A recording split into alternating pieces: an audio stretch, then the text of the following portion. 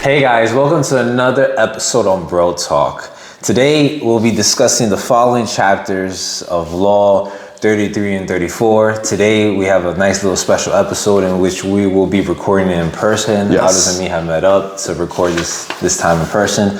But it will be the same content with the same analogies, the same examples, things how we can apply it to nowadays and what we can learn from this chapter, from these two chapters. So please don't forget to like, comment, and subscribe, and please tune in into this episode. Thank you.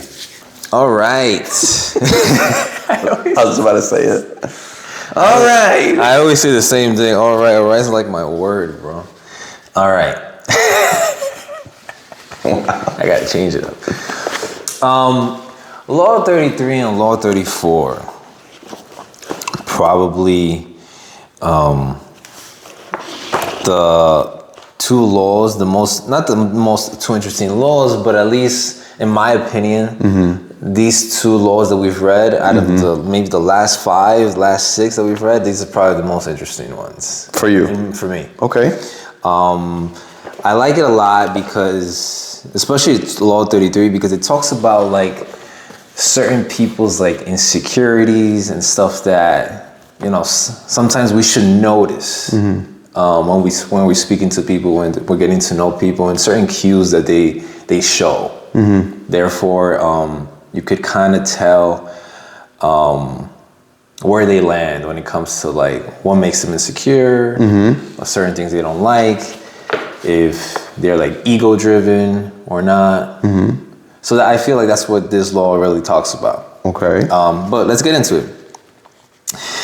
Law 33, the title is Discover Each Man's Thumbscrew. The judgment is everyone has a weakness, a gap in the castle wall. That weakness is usually an insecurity, an uncontrollable emotion or need. It can also be a small secret pleasure. Ooh. Either way, once found, it is a thumbscrew you can turn to your advantage.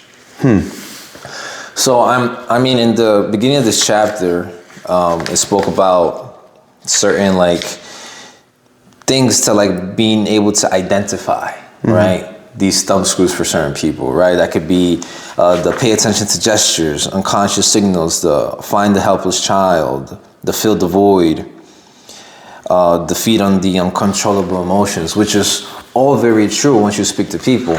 And one thing I noticed that is very, at least relevant to each and one of these, is that the signs to a thumbscrew, at least the way Robert Greene describes it, right, could be like overconfidence or someone's defensive reactions towards either your actions, your sayings, or certain words, right?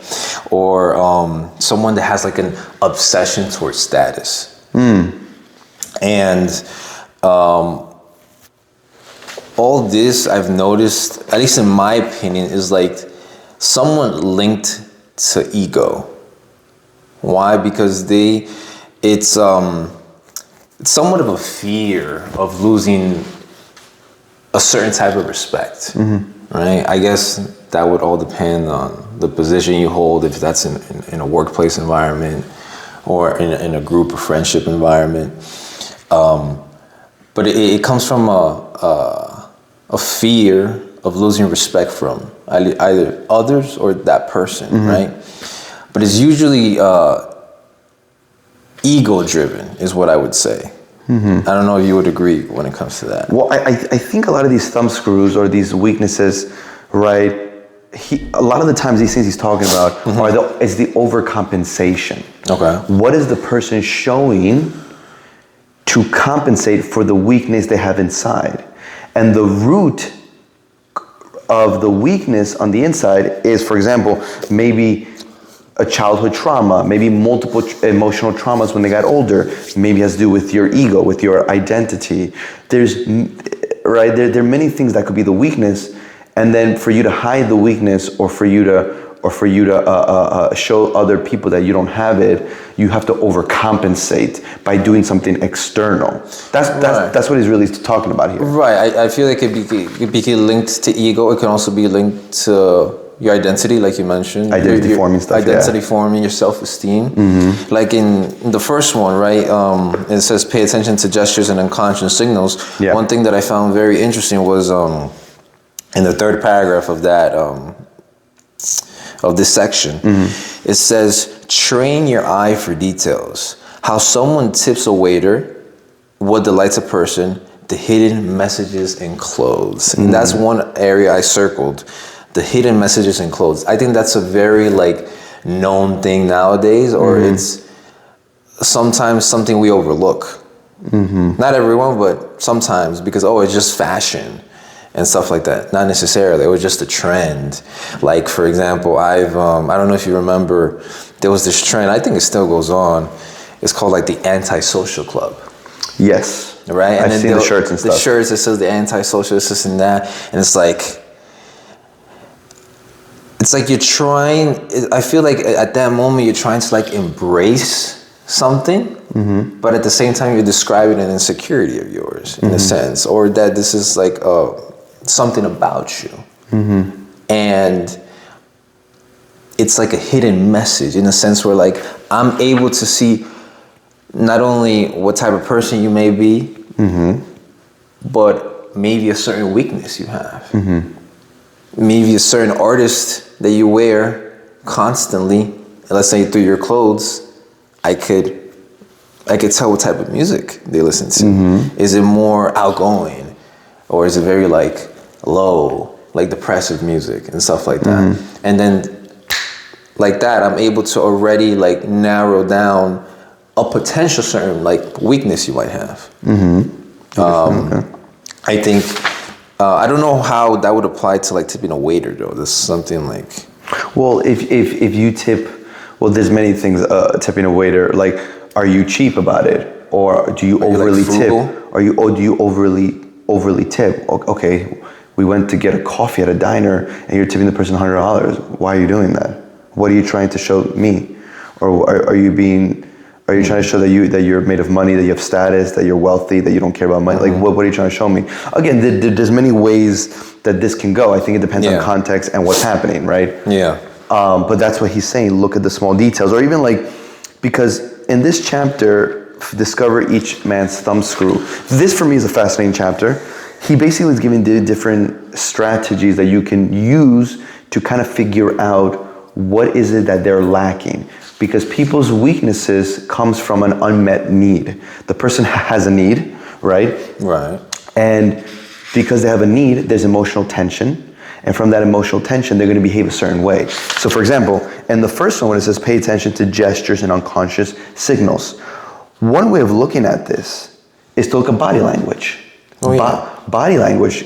And again, the science of body language. Like the posture? The posture, right? Are their arms closed in, or are they speaking with open hands, right? Now, of course, the science of body language is not 100% accurate, but it can give you, I've read many books on body language, and I remember reading some stuff, and they said the further the body part is away from the brain, the harder it is to control, and that's what you should look at, because it gives you a higher accuracy rate on what they're actually feeling inside.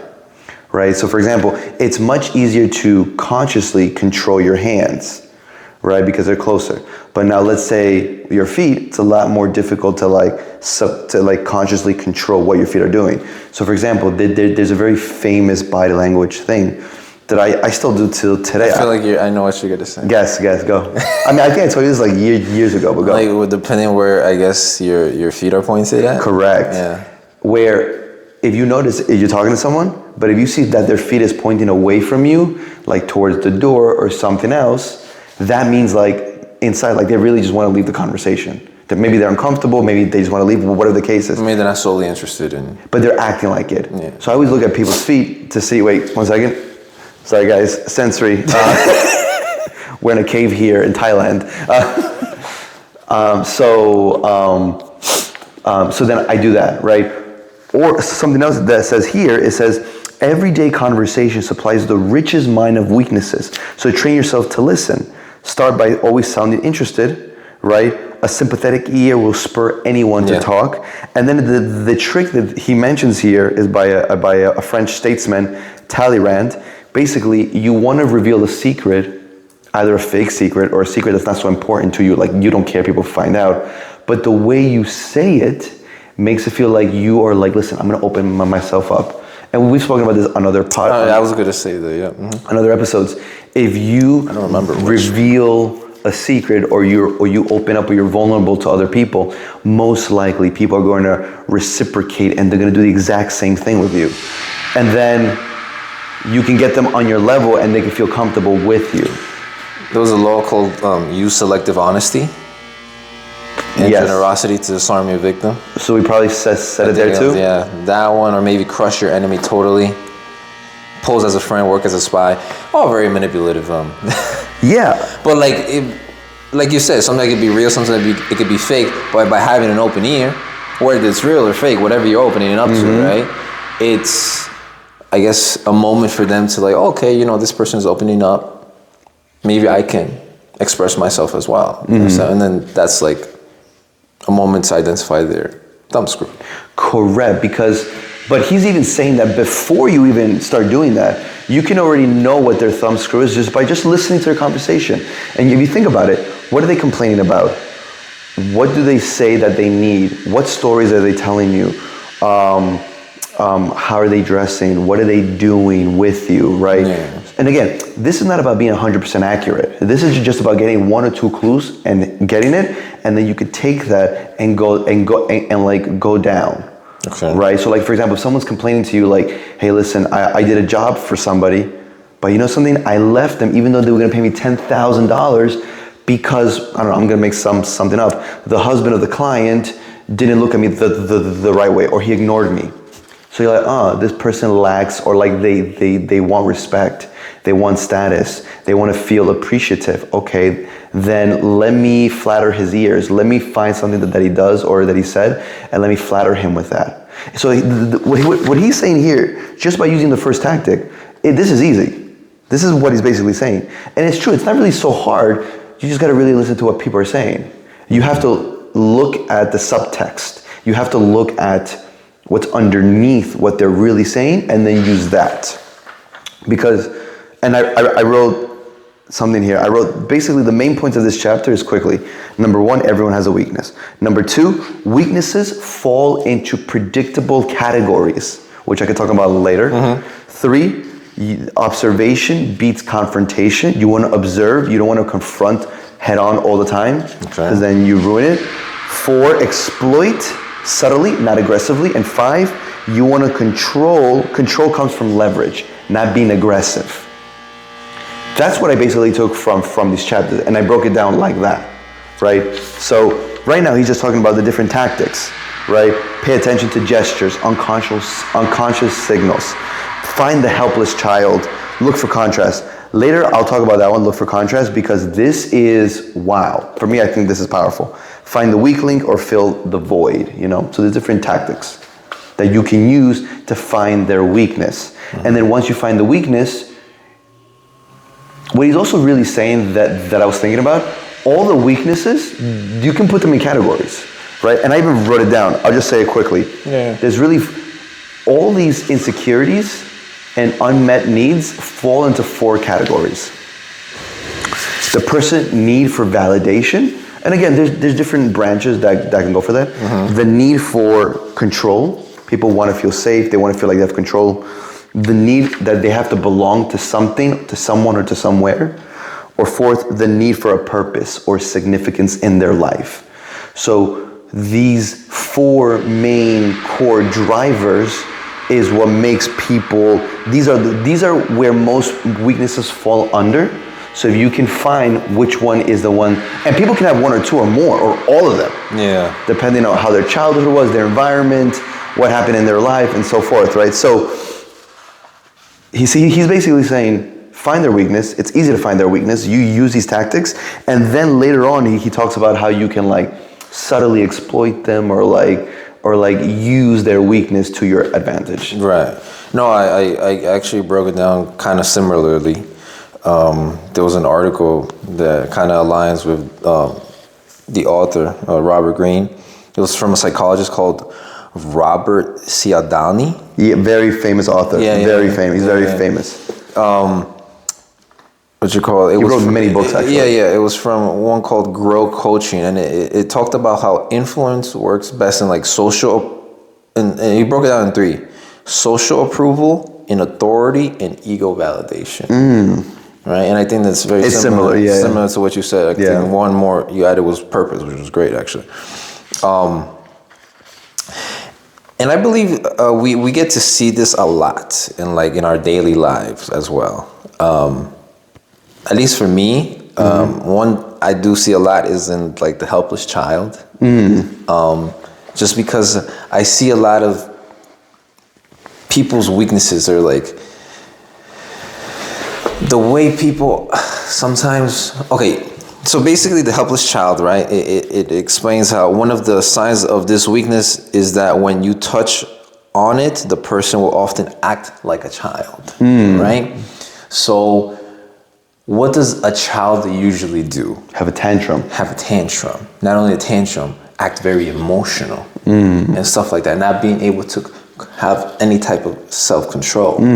And you're able to see that in certain action. I mean, like the first thing that comes to mind, I mean, it could be work, through someone getting corrected or something, or sometimes even through sports. And I always mention sports, but that is like something like I'm constantly doing, so I'm able to like detect. You could tell. I could tell. Yeah. I mean, there's this famous thing like you can tell who a person is by the way they play. They play what? Basketball? Like an example, basketball. I don't know if this is proven, but this is just my theory. This is not proven stuff, so don't take this seriously. I mean, you can always tell how a person is by the way they play like a certain sport. In my case, it would be like basketball, right? Okay. If they're capable of sharing the ball, if they're ball hogging the ball, if they instill confidence in you or not. The way they talk to you, do they throw tantrums? Are they willing to, go through the hardships to eventually have, a good outcome with you, right? Meaning about during the game. During the game, okay, right? So because sometimes you're not always winning, sometimes you're losing, but you could still win. It just matters on how you approach it, right? What things need to change, right? Stuff like that. But going back to topic, when it comes to the helpless child, it says also be on the lookout then for any behavior that should have been outgrown. So there's like certain instances, and it's actually happened very recently too, where like certain people you play and you could tell where they get their confidence from, in a sense. When a person has to downplay you, or in a sense, insult you either in a very direct or in a very subtle way, with things that have nothing to do with what you're doing, shows of a lack of, in my opinion, of like emotional stability, and something was missing from you in your childhood. I mean, it could be obviously immaturity as well, to a certain extent, but when I see a behavior that should have been outgrown already, and I'm talking about people my age or older, and you're still acting like this way in a sport that, bro, we're not getting paid for. We're just playing for fun. We're playing recreationally, and the fact that you have to bring out, oh yeah, I used to do this competitively, or, this is why I don't play on this side, this is why I play on that side, stuff like that, as if like trying to downplay me or anyone or my team, right? As if your action or like whatever you're doing is not even demonstrating that. It shows to me an insecurity. I'm just making sure the sensory. I was like, what? It shows to me an insecurity. It didn't work. It didn't work. It shows to me an insecurity and in a sense a helpless child. In a sense, unfortunately, if you had to go through this as a child and you haven't been able to overcome it, and now you use it in sports or you use it at work to make yourself feel better, to give yourself an overboost of confidence, in a sense, is when I could tell, and this is just me identifying it. This is not even me like reacting back towards it. This is just you seeing and thinking. I'm thinking, I'm like, okay, I see how you are. And after the game, now you're talking about it, you're being loud, you're talking to everyone that's on the bench. Yeah. And and I'm not saying that this player is a bad player. They're a decent player as well. But, and then, everyone on the bench is like sucking up to him and everything. So this is, we'll get to the reaction part, but this is just being able to identify who you are, how you are, and what your insecurity is. Now, how I'm able to react towards it or see how if I want to manipulate it, is how I go about it. But I mean, there's different ways. There's the ignoring way, or like whatever you say doesn't affect me, and I'm just gonna keep what's the word? I'm just gonna keep doing what I'm doing to eventually beat you. It's like a silent way to kill somebody in a sense, or there's there could be subtle words. I'm like, bro, you saying all this and I'm not even that good and you're still losing. Like, this is like still that good, right? And I'm like, oh yeah, keep trying. I'm like, oh, almost. Like, there's ways to like subtle shit like that, right? In a sense where like you can say all you want because whatever you're saying is just emotional. Oh, you're a bum. Or you don't know how to play this, and it's all emotional, like language, and me being a very strong-minded man, like it's not. He's like, obviously I know he's not homeless, but this is all emotional language. But for me, I can take this. Like all the words you're using, bro. Like I know you wish they could get to me, and as if it's affecting me. And I know everyone's laughing, and all that is like boosting your ego and making you feel good, but it's not bringing me down. It's like, as a matter of fact, by me making you react this way, shows me that you have a lack of an emotional control rather than I do. That you're a helpless child. That you're displaying a behavior you should have overgrown a while ago. So I've already identified how you are. Now, if I want to manipulate you in that certain way, I know how to. So this is just a common behavior I see, not only in sports, but at work as well. And unfortunately, grown men that still have this like instilled type of behavior in them that doesn't change. Okay. And for me, I kind of connected to like the helpless child where like there's certain emotional needs that weren't met growing up. Obviously it's unfortunate, but that you still haven't outgrown either. So very interesting. It's just a very common one I see. Well, yeah, because these people, when they have these tantrums, let's say, they're revealing unconsciously what's really inside of them, right? Because most people are very bad at self-awareness, but the way you're really going to see the true them, like the way is nonverbal, pattern-based, and emotionally driven. Like when you're playing ball, right? The ego is on the line because you want to win it, you want to make the best shot, you want to pass the ball, you want your team to win. So that's why when you're playing a game, you see all this, you can see it, right? It's all about observation, right? And as you were doing. Observation, and during these moments, these things are done like unconsciously. You're not thinking that you're being emotional. You're not thinking of how this person is looking at me.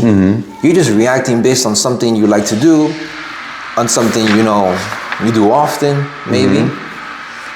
You're just like in the moment, so you're just reacting, and like that. Usually in those unconscious moments, it's like the best way to that's grasp. When it comes out. That's when it comes out. And those are the best ways to identify who you actually are, rather than you being in an environment where now you're constantly thinking, oh no, I need to perform this way, and I need to do this, I need to do that. Therefore, you start you could, hide it. Yeah.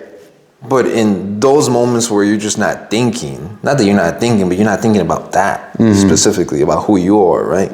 You're just playing a sport or doing something of interest, a hobby and stuff like that.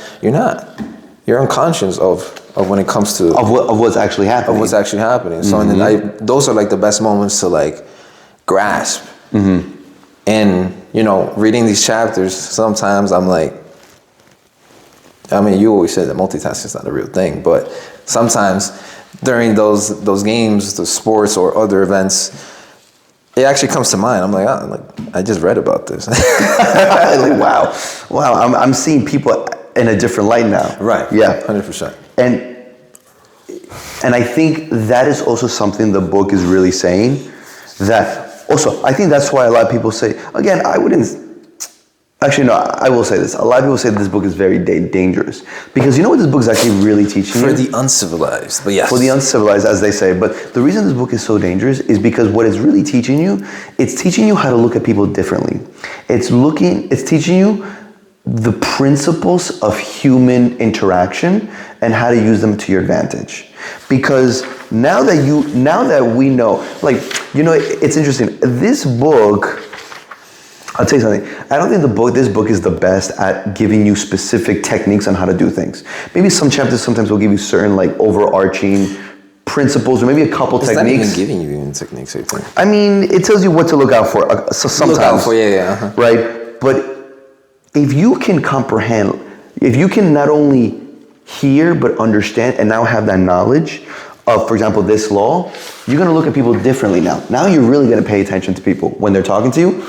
And you will purposely, let's say, you could throw something out in the convo, see how they react to it.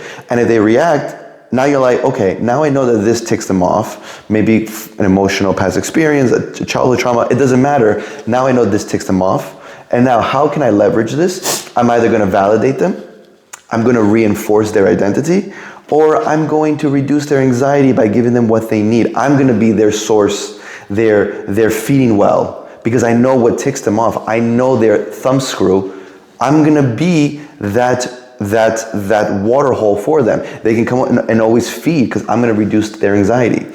And this chapter for me, what it's really teaching, how to be very good at finding someone's weakness, and then use it to your advantage. Use it to your advantage, but play the long game, the long-term game. And I think one of the best story, because each chapter gives a bunch of stories. The best story in this chapter was in page 278, which was observance number 4, which was about Arabella Huntington.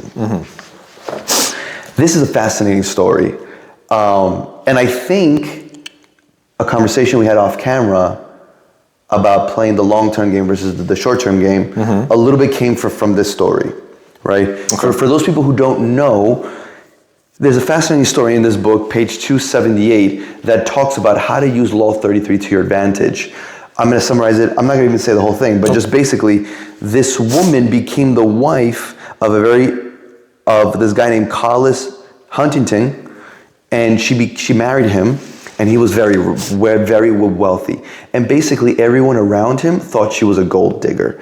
And her weakness was that she felt that people were not taking her seriously, and people felt that she just married him for the money, right? And she did come from a poor, humble background. So she felt insecure that no one would take her serious, and that she was just there for her own greed. And she hated that people looked at her that way. But this guy named Joseph Duveen, who would sell art, right, realized this weakness about her. So instead of him trying to make a potential quick buck to sell her some art, he started to really hone in the relationship, teaching her about art and kind of influencing her to appreciate more expensive art. And he basically made her feel that she always had this innate tendency, this innate need. He made her feel that she always had this ability to see what's good art. But in reality, he was just influencing her and teaching her what is good art. And then he made her feel, thank you. He made her Yeah, this is bad. Wait, guys. You gotta be kidding me right now, right? Okay, and he made her feel, continuing, he made her feel that, hey, I have good taste. I'm not a lowlife. And eventually, much later on, she bought from him, once her husband died in 1900, she only bought expensive paintings from this guy, and she bought the most expensive stuff. And of course, this guy made a killing doing this. Of course, yeah. But he played the long-term game because he realized her weakness, and he just waited. He waited, and he built the relationship. So I thought that was, I thought that was fascinating. Do you think that story applied to more like fill the void?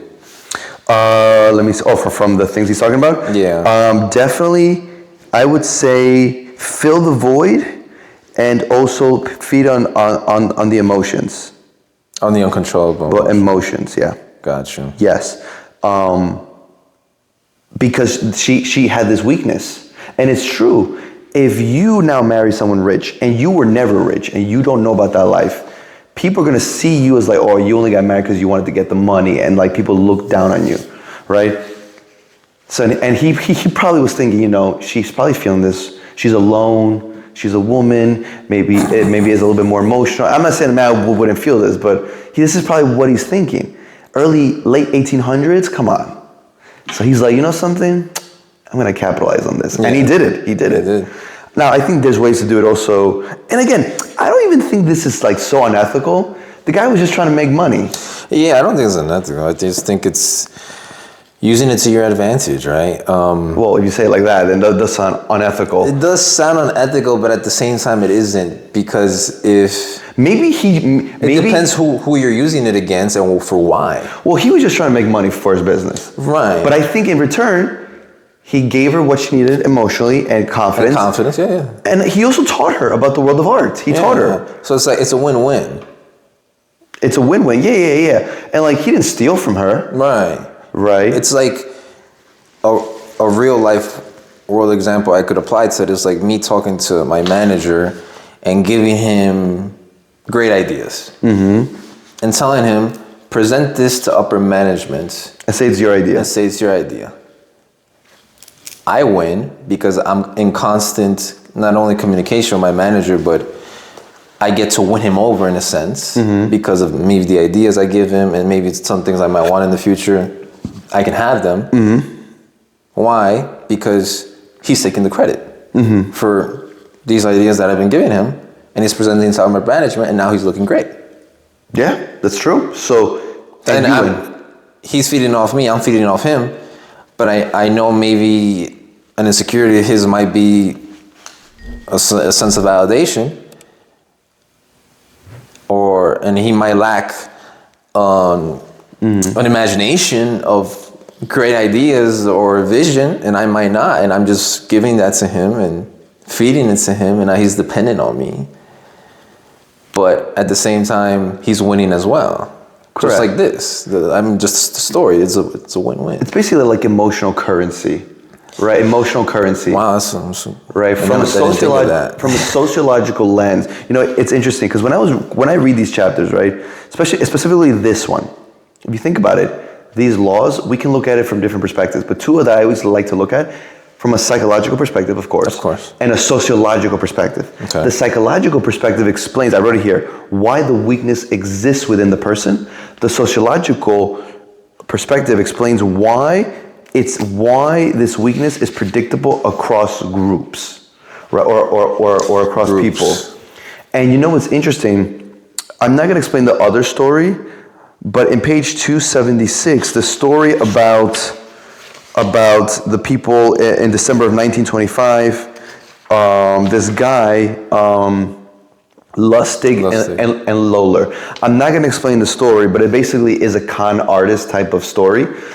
But in the interpretation of the story, in page 277, the last paragraph, and I think this applies to this story and to the other story, it says, when searching for suckers... I know, that's right. What I was laughing. It says, always look for the dissatisfied, the unhappy, and the insecure. Such people are riddled with weaknesses and have needs that you can fill, right? And if you go back and you read the story, but it basically is, if you find someone who's not happy, they're unsatisfied with something of their life, or type of insecurity, no matter how it came, that's like the easiest things that you can fill up. Easiest things that you can fill up, either by, and I mentioned reducing the anxiety, giving them what they need, right? Or affirming who they are, making them feel that way, right? And that's how you do it. And again, there's ways to do, for example, I'll give a very simple example. When I used to treat people, right, as a PT in their homes, right? The most successful thing, and I always have this mentality, the most successful PTs or clinicians or just doctors in general are not the ones that have the latest technology or the latest technique, or no. Let's put confidence to a side. It's the PT, the clinician, the doctor, the chiropractor, massage therapist, whatever the case is. It's the one that can also fill up the void or fill up the insecurity. Because people that are sick, they want to feel better. They want independence. They want their dignity back. They want to be functional. So if you speak to them from that perspective, you're filling up the void. And it has nothing to do with the technique, right? It has nothing to do, because... percentage. Maybe, but the majority is really about confidence, and can you fill up that void that they have? And it's not because you're trying to... And it's not because you're trying to con them. No, you really want to help them, right? But for a lot of industries, right? For a lot industries, you have to sell yourself. I feel like this makes me realize that us humans were just so much more emotional than logical. Yeah, we make decisions, little big decisions all day based on our emotions. Based on even if you don't feel it. But most of it is based off emotions, and then later on we rationalize it. If you really want to make a logical decision, one thing I've noticed, like, you have to be in the right mindset. You have to consciously think. But even sometimes, even if you consciously think that you're making the logical decision, it's really emotional. It really is. Not always, but a lot of the time. Not always, but like even with my job, like it's about how I make the tenant feel. Correct. Even if it takes me longer to do the job rather than the expert from the other building, but I'm more likable in a sense. You're more likable. Maybe you give them something. Maybe you make them laugh. Yeah. Maybe you talk about their favorite sport, right? Yeah. The other person's like, he's just in and out, right? And I'm not saying some people don't appreciate that. Of course. But most people, if you go with that angle, you're gonna win. At the end of the day, you're gonna win. Yeah, especially if you're like in an industry where you're like serving. Like yes, the service business. The service business, that could be like a waiter, that could be a barber, right? Usually you get a lot of clientele, a lot of people that want you based on like how you make them feel. And you might not even be the best at it. Correct. And it's funny, a lot of the times people that are so successful are not even the best. They're not even the best. They're not. I've seen like some people that are so really good at their fucking job. And they don't have like a platform or nothing. They're just good. Like they're just naturally good. And then you see the one with the platform. It's like, okay, like he's not bad. He's not bad, but I've seen better. And you know, people that just don't have the fame. But I guess this person just knew how to do something that this person did it. But they're definitely not the best. And I feel like that's not with all cases, but a lot. Yeah. So being likable, because that's what you're really talking about, being likable plus a platform. It's very important. It is important. But if you think about it, a whole percentage of it is knowing the person's thumbscrew. What triggers them, right? What makes them tick, or what makes them sad or happy? And then you capitalize on that. In a relationship, in a marriage, you could do it at work, with your business, networking. You do it all over. And I think that is the most important thing that they're trying to teach here. Anything else to say about this? I mean, we don't have to go through each one of them. I did like also to like find the weakest link. That's just like a group thing. With the group dynamic, yeah. Group dynamic, find the one who will bend under pressure, in a sense. Like the weakest one, if you want to be able to, like, I guess, have influence over a group of people. Who's the one to give in the most? Who's the one that complains more? And stuff like that. Not my favorite, but definitely interesting, just because the first line says, sometimes in your search for weaknesses, it is not what, but it's who that matters. So sometimes you're not necessarily searching on what you should do, but it's who can you get, or who can you trap, in a sense, based on. Fuck. Let's do this again. Thank you. Based on their insecurity, you're able to take out maybe something from the group that you wanted, but you focus on one specific person instead of like the leader, in a sense. You just focus on the weakest one. Yeah. No, that makes a lot of sense. Or even the looking for contrast. I'll end with the looking for contrast. Yeah.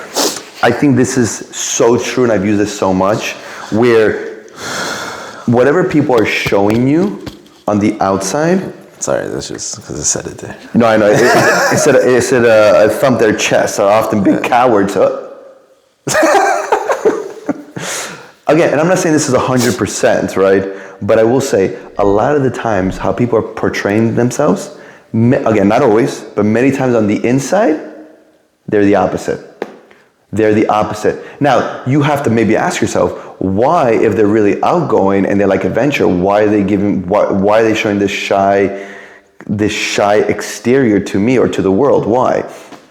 Right? And listen, I know you don't like, I don't really believe in this, but like, I know you don't like talking about astrology, but right? But boy, in the podcast. Wait, no, but in astrology, right, they always say, what's your sun, which is the day you were born. But then the sun is, what are the qualities you show to the outside?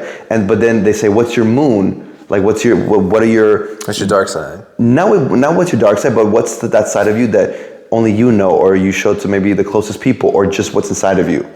Because a lot of times we as humans, we're complex, but a lot of times we have opposites. Not always, but sometimes. So like sometimes if I meet someone who's shy, right, I'm gonna take the risk and I'm gonna start treating them like they're outgoing. Because maybe inside they really are, but they're hiding for whatever reason, whatever weakness. A lot of times it is like that. And it is like that. I mean, I consider this is a good example right here.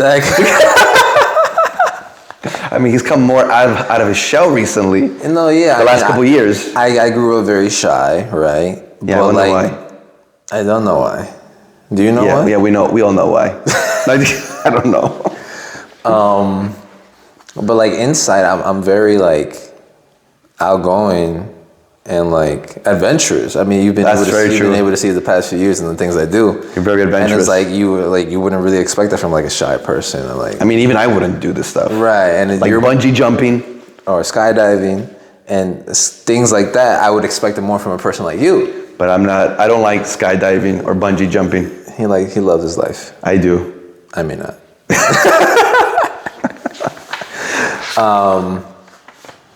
But yeah, so and then me, growing up like that, but I love to do those things and did them. But you were like the opposite. You're outgoing, this and that. But like you wouldn't do those things. Who knows? Maybe on the inside I'm more shy then. I think sometimes I could be more introvert. Really? Now that I'm older, I'm a little bit more introverted. Oh yeah, you're not that crazy. I'm not that crazy anymore as I used to be. I'm definitely have calmed down. But I don't like what? We're glad. What? I said we're glad. Me and the audience are glad. You guys are glad? That you've calmed down. Pass me the shotgun so I can shoot these people. Oh, thanks. So anything else before we go to Law 34? No, I think it's a great chapter. Yes. Something to... Definitely my top 5 so far. For me personally. Yeah, definitely. For Law 33. Definitely focuses on like reading people. Yeah. Being able to read people, what motivates them, I guess. Things like that. All right, I'll start with Law 34. Yeah, go for it. So Law 34, guys, page 282 says, be royal in your own fashion. Act like a king to be treated like one. This is also a good one. And the judgment or the explanation of the law is the way you carry yourself will often determine how you are treated. In the long run, appearing vulgar or common will have people disrespect you. For a king respects himself and inspires the same sentiment in others. By acting regally and confident of your powers, you make yourself seem destined to wear a crown. So, me personally, I wrote down a couple main points when reading all the stories and the interpretation, the keys to power, and all that. I broke it down to 5 points, like I did in the last chapter. Number 1, I wrote, self-perception shapes how you treat others. Right? Again, self-perception shapes how you treat others. Self-perception shapes how you treat others. So the way you look at yourself. Yes. Confidence signals value and authority. People mirror the standards you set. Number 4 is status is often performed, right? And 5, avoid self-deprecation and low value signals. Avoid them. I should have wrote that down, but go for it. Because if you avoid them, then people will not treat you like that. Okay, but let's go to the first one. Again, I'm not going to go into too much detail, but the first one, self-perception shapes how you treat others. So everyone, we all have our own internal stories that we tell ourselves, right? So if you see yourself, so for example, let's say you're a porter. You're just another porter. Why porter? Because you're a super and you have porters underneath you, right? So it's interesting. That's the first example you think of. Yeah. I mean, I usually go to medical things No, I'm or blue collar jobs, right? So like, let's say you're a porter, or let's say you are a plumber's assistant. I don't know, right? But you just see yourself, well, I'm just another porter, and that's it. I'm just doing my job, and that's it. Then what this is basically saying is that this is the way that you're seeing yourself, and people will catch up on, they'll see that, and that's how they're going to treat you. But if you're a porter, but you're also confident, and you're like, listen, I got aspirations, I'm doing this on the side, people... Or say the opposite, I'm not just a porter. I'm not just a porter, I'm the best porter. Right, I know I'm this, but... I know all this stuff. Yeah. But I'm also an entrepreneur, I'm doing this. Now people are going to be like, oh wow, so he's not just a porter. He's going to grow. He's going to become a super one day, or he's going to become the plumber, or he's going to own the business one day, or like, now people are going to see you in that light. They see as you have potential, because the way that you see yourself, right, that air, that vibe travels, right? It travels, and other people will see that. And it also is about cognitive consistency, because your behavior aligns with your identity, and then people will catch up on that. So that's the first one. And then I wrote the second one, which follows it, is confidence signals value and authority, right? Which is true. If you're confident, right, people feel like they trust you. And you know what the thing is with confidence is, and again, there's a difference between confidence and arrogance, of course, right? Of course, yes. But if people see you as confident, people build, and we've spoken about this like really early on. Confidence is such it's key. It's such an important trait. It is, and you could build it. You don't have to be born with it. You could build it. You can build confidence, right? People like confident people because in their mind, you just help them build a shortcut in their mind. The term that we've spoken is called heuristics, which means a mental shortcut. Because if you're confident, let's say in your job, people now associate you and your confidence with like, he can get the job done. So people don't really have to think like, I have to get someone else. Can I really trust you? But because you're so confident, not arrogant, but confident, people can make that mental shortcut and they don't have to think as much. We as humans, 100%. We don't like to think as much. We don't like to think. Especially now with AI and Google and all this stuff, people definitely don't like to think as much. So if we're gonna think, it better be worth it. But if you can make people think less and you are the guy, people don't want to do all the research or anything like that because you're the guy, because you're so confident. It makes sense? Yes. The third one is people mirror the standards you set, right? There is a whole thing called mirroring, right? It's a psychological thing that we're like, and actually, you could do this. I think we've spoken about this, mirroring, where if you mirror someone else, they will mirror you back, and you will be on the same, like, if you have the same body language as someone, the person might not realize, and for some reason, they're gonna like you more. They've done studies on like... Mirror someone in what way, though? So like, for example, we're talking, right? And like, you know, did you just see what I just did? I did. Okay, you just did that about 20 seconds ago, and then I just did it, right? And now you're playing with the pen, and then imagine a minute later, I'm playing with the pen, right? And then let's say, I just find you weird. No, but that's the secret. You got to make it not obvious. Yeah, Once it's obvious, it's done. Yeah. Also, I wouldn't say copy everything, but like copy a couple things. That's mirroring. So, for example, if you are confident, you see yourself as a good person, or you're great at something, or whatever, people are going to mirror the standard you set of yourself. They're going to copy you because that's how you portray yourself. So they're going to do it. The fourth one is about status. Oh God. Status is performed, not just earned. I think that's pretty common sense. Yeah. And I wrote something here. It says, people cannot directly measure your intelligence, your success, and your worth. So they rely on signals that you are giving off with your body language, with what you're saying, with your tone of voice, on how you speak, how you move. So this connects to your impression. So think about it. It's true. Are people really looking at your bank account, or how successful your business is, or how successful you are, how smart, or what your IQ is? No, like no one's really gonna check. People just go based on what they could see. What they can see, or what they can hear, right? Which is your tone of voice, your posture, right? Are you funny? Are you confident?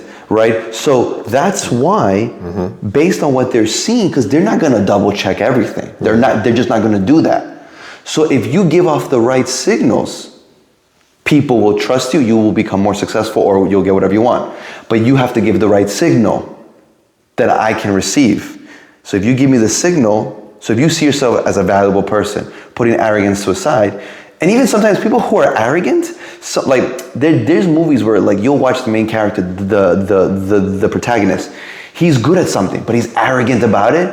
But even though he's arrogant, people will still hire him, they still get him. And you're like, there's something about you that it's like so enticing. Like Steve Jobs is a great example. He was very arrogant. He was not a nice guy. He was very mean. But there was just something about him that people, it was so addicting to watch and to hear and to like. Maybe to other arrogant people. Maybe to other arrogant people, or that's why they made so many movies about him. And some of the movies have been pretty good actually, right? Right. Now, he's the extreme because he was arrogant, right? I mean, I imagine if you're not arrogant and you're just confident and you give the right signals, you're going to be successful. And the last one I put is avoid low value signals and self-deprecation. Avoid that. And I think he even says it here. If you appear vulgar or common, people will disrespect you. So for example, I'll give you a great example. If you come off someone who curses all the time, you don't use big words, and every other word you say is the F-bomb, right? God, I completely dismiss you. I'm gonna dismiss you like you're not a professional. Like I can't take you serious. Like you're not that smart. Or like you don't know what you're talking about because everything's F this, F that. Like you can't even have a conversation with me. You haven't taken the time to articulate well what you're trying to say, so you're not emotionally intelligent. You can't speak well. Everything's a curse, so you're ghetto, or you're this, or you're that. And maybe he's I don't know. He is low amazing. IQ. What? Low IQ. Or maybe low IQ, right? So avoid low value signals because then you lose authority and you lose dominance, and your hierarchy that you're trying to portray yourself will drop because of that. So that's the most important thing. What do you think about it? And then I do want to talk about Columbus because he's a fascinating character, historical character to me. But tell me. No, we'll get to that. At least one thing I took out from this chapter was that first impressions are like extremely important. They matter. Right? I mean, we've spoken about this in other laws, right? On how extremely important they are because it's how you present yourself is what you project. Yes. Right? So I wrote down here, people sense how you value yourself. How?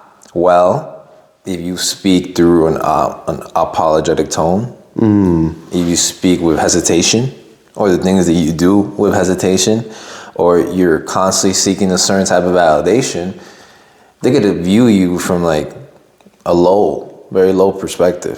But if you're a person with, in a sense, confidence, and how can we interpret that? Well, we can interpret it through some type of calm authority.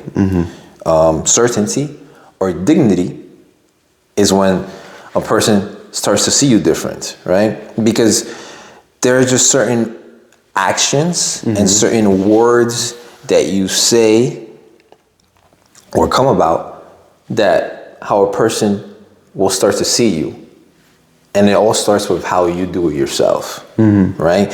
And the reason that matters is because you were saying something very interesting, and I think you would agree with this. People assume confidence equals competence. Correct. But that's not always true, though. That's not always true, which is very interesting. It is not always true. And I believe with a lot of people, it is not true. But because you speak with so much confidence, people automatically think you're competent as well. Therefore, that's why, obviously you want to be competent. But if you speak, if you portray yourself, if, you know, when you speak with so much certainty, with no hesitation, with not an unapologetic tone, people will believe that confidence comes with some type of competence as well. Therefore, you're not, I don't want to use the word fool them. Not necessarily the point is not to fool, but the way you're viewed is completely different. It's something just more eye appealing, something very attractive, something that you're like perceived more as a leader, as someone who could take charge, rather than the person that's always like second guessing on what to do or where to go, right? And that's why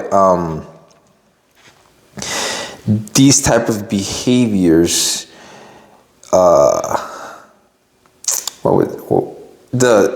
your behavior sets the price others place on you.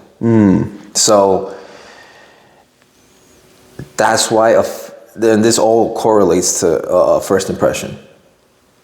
The first impression you give to somebody, the way you hold yourself, your posture, the way you walk, the way you talk, it is going to give away to the person that you're speaking with, especially if it's a new person, what type of person you are, right? Are you a person that's confident or are you a person that's not confident? Therefore, the way you portray yourself is the way other people will treat you. And that's like the best grasp I took out of this chapter in a way where, like, if you want to be, seen as a leader, seen as someone who takes charge, seen someone who has competence, even if they don't have, you have to be able to display these attractive traits that come with it, right? And that usually comes through having an authority, but something that's calm, something that when you speak with certainty instead of hesitation. And the more you do this, I believe it's going to set a standard on how like people treat you. Interesting. That is true. That is very true. That what you're saying. They say a lot of times you want to nail the first impression, because if you don't, it's going to take you double or triple work to fix the first impression if you're able to fix it. Yeah. If you're able, because a lot of times... And it's tough to fix a first I think impression. they've even said, like, the first impression, you got like 5 to 10 seconds to make it. That's it. First impression. First impression matters, as they say. Right. But you're right. Just because you're confident doesn't mean you're competent. And I think... I love that. Like, that was like... a lot of people assume that they correlate. But that's the thing. People assume that, because sometimes it can be right. But also... Of course, yeah. People don't have time to check if that's true or not. I'm not saying everyone, but a lot of times. So like, oh, he's so confident, he must be that good, right? And the example I wanted to give, which makes your point, is the one from Christopher Columbus. On page, from 284 to 286, 87, to 286. But basically, Christopher Columbus... I mean, we celebrate a holiday for him. What? We celebrate a holiday for him. Yeah, he's a very controversial figure. Yeah, he really is. Very controversial.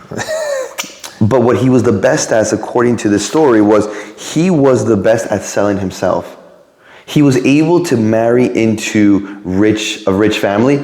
I mean, he lied saying that he came from this impressive lineage, and he sold himself, and he was impressive, and he married into a rich family. And also, you know what the thing was with him, other than being confident? He did have big dreams and big aspirations, and he was able to articulate and express it so well. So he's visionary. He was a visionary, and that's why when he went to, for example, it says here, he went to I think it was to Portugal to pitch to the king that he wanted, right? He wanted certain things. He said that he wanted the king to finance a voyage to discovering a shorter route to Asia, right?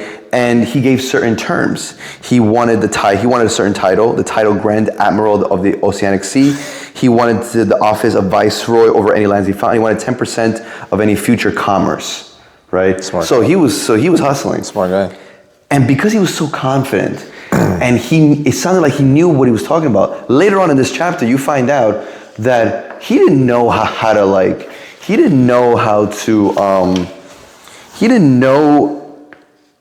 it says that he knew less about what the average sailor knew about ships.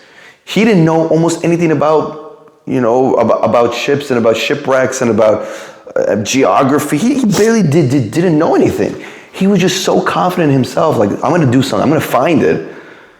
Even after pitching to the King of Portugal, and even though the King of Portugal said, I'm going to pass. They declined. He declined, but he never made fun of him. He never said, you're crazy, you're out of your mind, you don't know what you're doing. Because he kept it open for the future. He was like, listen, not now, I can't do this now. But and Christopher Columbus saw that as like, wow, I could have gotten this. I was this close. He's like, let me try again. And then he went to Spain. And then in Spain, he got Spain to finance two trips for him. Right now, there's also a whole thing. If Christopher Columbus was Jewish, really? I didn't know that part. An article just came out. A study came out. I thought you were going to say whether he was a good person or not. Well, that is also very controversial. If he was good, if he treated people well or not. According to certain things, like he wasn't so nice. He was very mean. Like slavery and all that. What? I heard about like slavery and all that. I don't know about slavery. I don't know about that. You know what I'm gonna do? Bli nether, which means like I don't want to promise it, but I'm gonna try. I'm gonna buy the best book on the biography of Christopher Columbus because this book actually mentions him a lot and has made me more interested. I want to know more about it, like the real story behind it, right? Yeah. But basically, the interpretation of this is that he had a power to charm the nobility, but most importantly, he projected a sense of confidence that was completely out of proportion to his means. That's hilarious. I didn't highlight it. Right. And then the last thing is, it is within your power to set your own price. How you carry yourself reflects what you think of yourself. And that's so true. There is a whole science to how do you price your services. If you price yourself too cheap, people are like, this sounds too good to be true. Why are you so cheap? But if you, right, or do you price yourself really expensive so that your clientele are only the ones that have money? Because if you're very expensive, it seems like you're better quality. So there's a whole thing around this, right? But again, the most important thing here, the principle that I get from this, the natural principle with human interaction is make sure that the way you're portraying yourself to everyone is what you really want them to, how you really want them to see you. Yes. Because then if you portray that, then that's how people are going to treat you, and that's how people are going to see you. Which is 100% true. I mean, kind of Christopher Columbus kind of like proved like fake it till you make it. In a way, yeah. In a way. Because even in the interpretation in page 286, like you mentioned, you set your own price.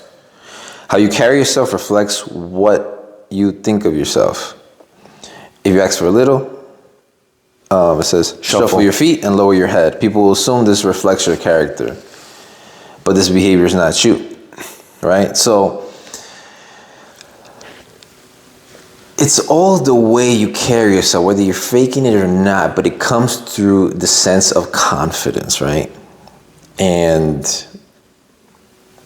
could you get what you want? Could you not get what you want?